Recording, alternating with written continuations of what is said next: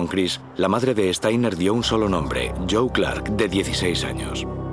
En aquel momento, la familia tenía muchas dudas de si Joe Clark había tenido algo que ver con la desaparición. Le habían visto rondando la casa con el hermano mayor de Christian y sospechaban que pudiera haber ocurrido algo entre él y Christian, pero no estaban seguros. Pero Clark dijo a la policía que la madre de Chris se equivocaba, que él no había visto a Chris aquella noche. Las pruebas en la casa de Chris Steiner eran sospechosas. Una ventana rota y una huella de barro sembraban dudas de si Chris había salido por su propia voluntad o por la fuerza. Cuando apareció su cuerpo, la policía interrogó a otros chicos de la localidad con mayor rigor, por si alguno tenía alguna información sobre Joe Clark. Algunos dijeron que habían oído hablar a Joe de que pensaba organizar una fiesta o algo así, pero de momento solo teníamos rumores. Nadie pudo decirme con certeza que había oído directamente a Joe Clark decir esto o hacer lo otro. Y entonces la madre de Joe le dio una coartada sin fisuras. Declaró que su hijo había estado en casa esa noche y que si hubiese salido ella lo habría sabido. Aparte de Joe Clark, los detectives no tenían muchos sospechosos y las pistas desaparecieron rápidamente. El caso de Chris Steiner siguió siendo un misterio sin resolver. Bueno, desde luego nadie pensó que hubiese razón alguna para preocuparse porque algún tipo de persona estuviese acechando a los jóvenes de nuestra comunidad.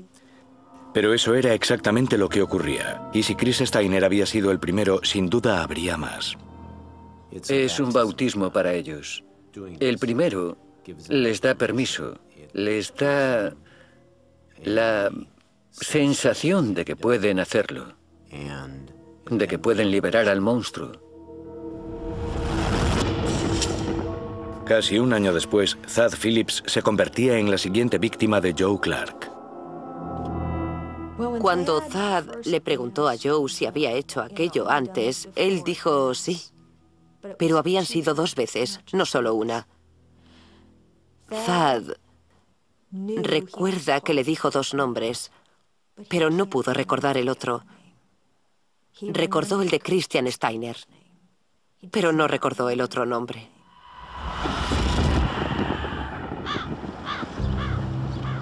«14 horas de tortura». 29 de julio de 1995, 4 de la tarde. En casa de Joe la tortura no ha terminado. Thad empieza a preguntarse por qué su captor habla tan abiertamente de su pasado. No le daba miedo confesarme nada porque pensaba matarme. No tendría ocasión de decírselo a nadie. ¿Por qué no contárselo a Thad? Soy el amo de este universo. No me importa, solo importa Joe y su sensación de poder y omnipotencia. Dentro de esta casa, Joe es el amo y no teme a nada. Creo que en esta parte de su mundo, Joe se sentía como un dios. Se sentía poderoso y no se sentía vulnerable en absoluto ante Thad ni ante ninguna intrusión. Él era el amo de ese universo. Así es como él lo veía. Pero lo que Thad no sabe es que su tiempo se acaba. Los padres de Joe han ido a visitar a su hermana en Portage, Wisconsin, y podrían volver en cualquier momento. Joe tendrá que decidir si deja marchar a Thad o lo mata. O tal vez ya lo haya decidido. A las 5 de la tarde, tras 15 horas, Thad oye hablar a Joe por teléfono. Hasta ahora Thad no sabía si en la casa había teléfono. Y toma una nota mental. Probablemente era su novia para avisarlo de que salía a recogerlo. Así me enteré de que había teléfono en la casa. Pensé que si no salía de allí, moriría. Pero sabía que lo conseguiría. Saldría de allí. Solo necesita una oportunidad. Un minuto en el que Joe no esté. Un minuto para intentar mover su cuerpo destrozado. Una oportunidad de escapar.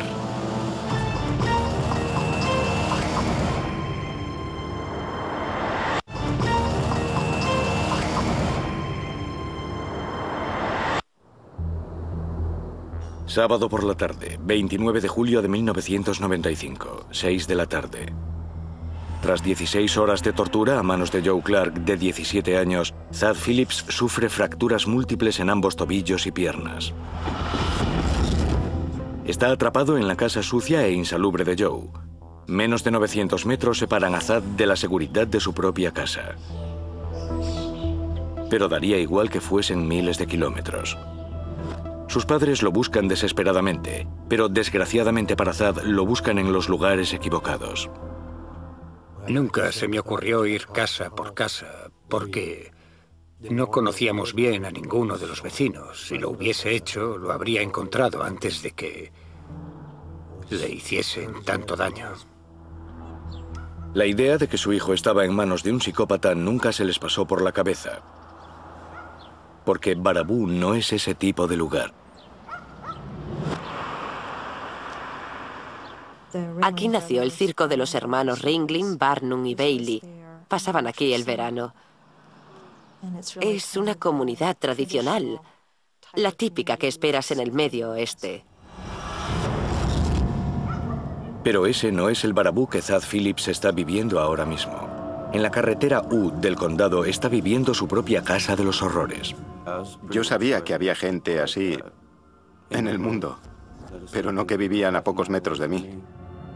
Como en una espiral sin fin, Joe sigue yendo a por él, trabajando incansablemente varias partes de sus pies y piernas. Lo hacía unas 5, 6, 7, casi 10 veces al día. Muchas, tal vez más.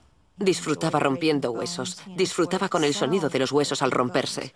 Un criminal como Joe no tiene percepción del dolor que inflige. No tiene capacidad de empatía.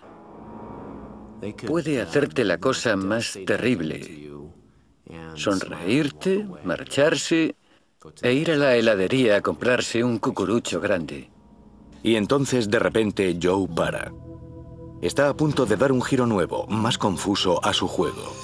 Muestra a su víctima algo que parece compasión. No sé por qué aquello le fascinaba tanto, pero me ponía los calcetines y tenían que quedarme perfectos. La casa de Joe está sucia, pero en el cajón de un mueble hacia el que Joe se encamina hay 300 pares de calcetines blancos perfectamente limpios. Se los ponía de uno en uno.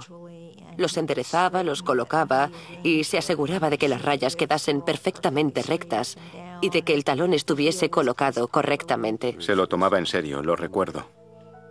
Había una cierta fascinación casi infantil en prepararlo todo a la perfección para poder seguir torturándolo.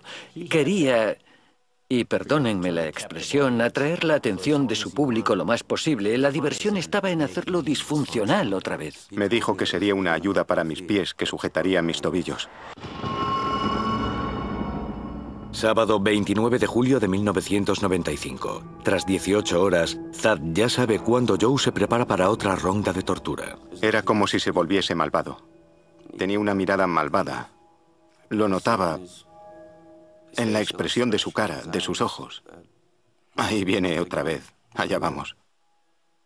Se concentra en la cara de Joe, en su inflexión, sus espasmos, en que sus cejas bajan. Estoy seguro de que Thad sabía cuándo iba a ir a por él. A última hora del sábado, Thad tiene otra oportunidad para intentar razonar con Joe. Le dije que la gente me echaría de menos, que mis padres estarían buscándome. La tortura de Joe está adoptando una dimensión psicológica cruel. Le supliqué que me dejase marchar y me dijo que ya no podía, que era tarde. Le dije que les contaría que me había caído de una mesa. Se puso a jugar conmigo un rato, me dijo, bueno, tal vez, no funcionará. Le pedí que me dejase llamar por teléfono, me dijo sí, y me lo trajo. Intenté marcar, pero no estaba conectado. Cuando cae la noche, Joe le dice a Thad que tiene una cita. Antes de marcharse, el sábado por la noche, se aseguró de machacarme bien para que no intentase escapar. Se puso a saltar sobre mis piernas con sus piernas. Saltó sobre mis piernas con sus rodillas. Me dio patadas. Antes de marcharse, me subió a su cuarto y se fue. Yo entonces ya estaba muy mal.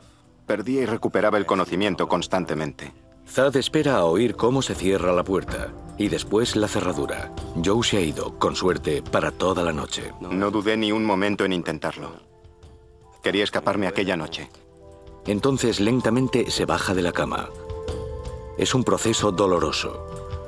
No puede usar las piernas, así que se arrastra ayudándose con los brazos y llega al pasillo hasta las escaleras.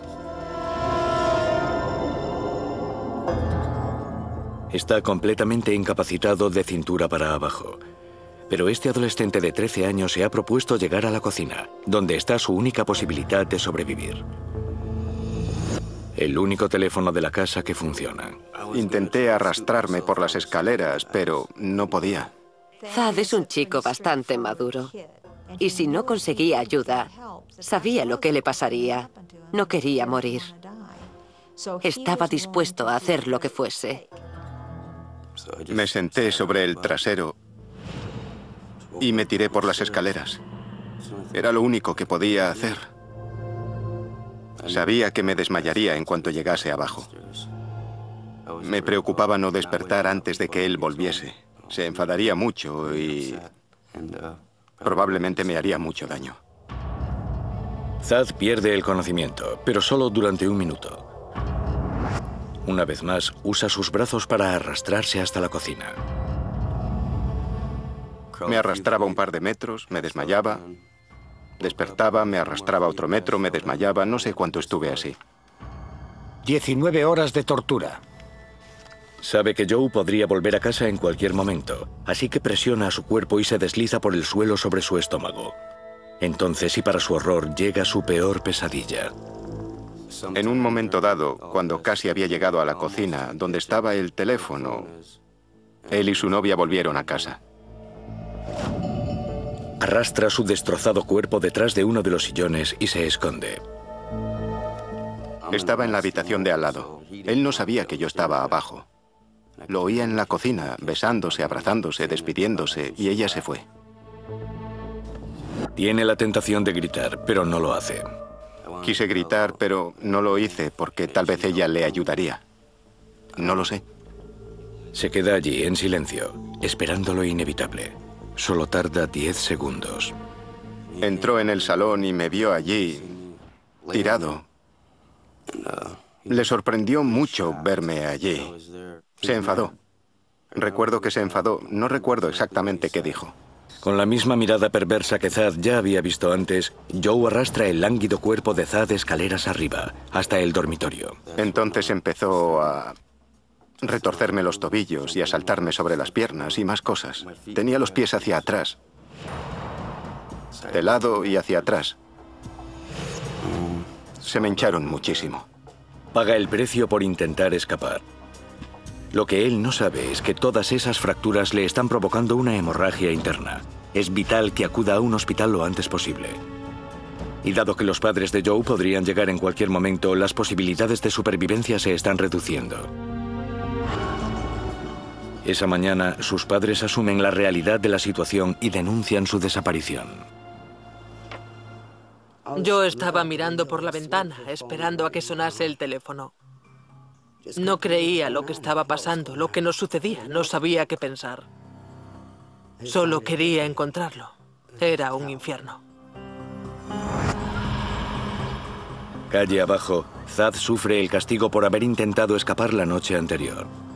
Como un reloj, Joe aparece junto a la cama de Thad casi cada hora. Thad se había cerrado. Había bloqueado en su mente todo lo que estaba pasando y solo se centraba en sobrevivir. Absorto en torturar a Thad, Joe no tiene necesidad de buscar a otras víctimas, pero tiene planes. En su cuaderno escolar hay una larga lista de nombres que revela claramente sus intenciones. Había 3 hojas de papel, 3 listas. Una se titulaba Conocer. La otra Puede esperar. Y la otra Cosas de piernas.